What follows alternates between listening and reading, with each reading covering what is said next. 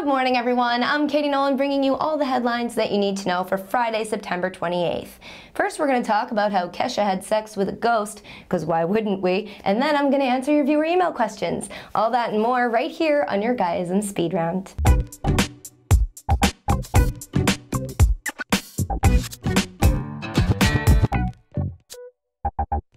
Sparkly crazy person Kesha says that her new album Supernatural was inspired by that one time she had sex with a ghost. Somewhere a creepy drug addict is sitting in his house reading the news saying, yes, she bought it. A survey of undergrad students conducted by the website studentbeans.com found that economics majors are the most promiscuous, sleeping with about 5 partners in college on average.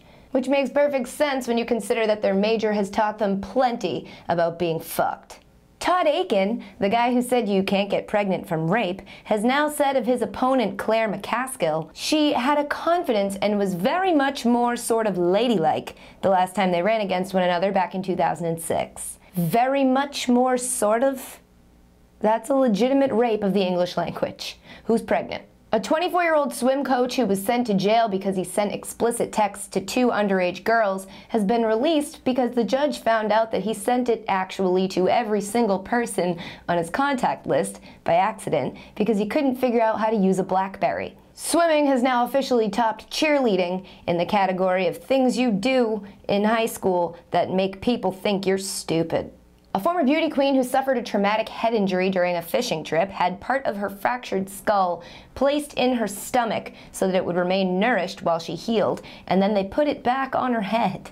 Doctors say they weren't worried about anything happening to her brain while the skull was hanging out in her abdomen because, well, she's a beauty queen. A 14-year-old girl in England has been suspended from school for taking ecstasy and drinking vodka on the playground. But her father says it's the school's fault because there aren't enough teachers on staff to make sure this kind of stuff isn't happening. He's even insisting that somebody must have laced her vodka. Yeah, where are the teachers to make sure that a 14-year-old girl's vodka doesn't get spiked with something that could be harmful to a 14-year-old girl, like ecstasy or vodka? Nestle is launching a promotion in the UK called We Will Find You, where they've embedded GPS chips in 6 candy bars that are activated when you open up the wrappers. Then their team of commandos track you down, fly to you with a helicopter, drop down and hand you a suitcase full of cash.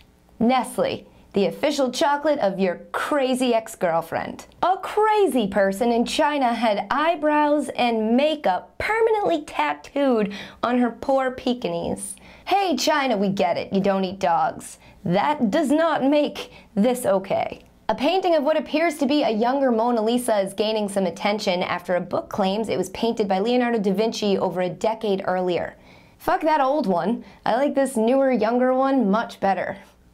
Said every man ever. Chris Brown might now be dating that girl from the Pussycat Dolls whose first name is Nicole and last name sounds like you're sneezing. But she says that's not true. They're just really close. Don't worry, Nicole. God bless you. We believe you. Because if you were dating, it'd be written all over your face.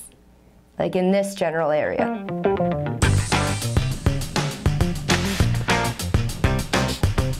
I hope the guy who invented that dance move is like a millionaire now. You deserve it. Brett Hampton asks, spider pit or homeless guy's balls? I assume you're asking which looks hairier from a distance, and depending on how long he's been homeless, I'm gonna say a homeless guy's balls. Chuck Carroll asked, where can I get a cool sticker for my MacBook? What is your favorite app? You 10 bar, what's your favorite cocktail to make or drink? In sequential order, Etsy, mozzarella sticks or potato skins, and beer.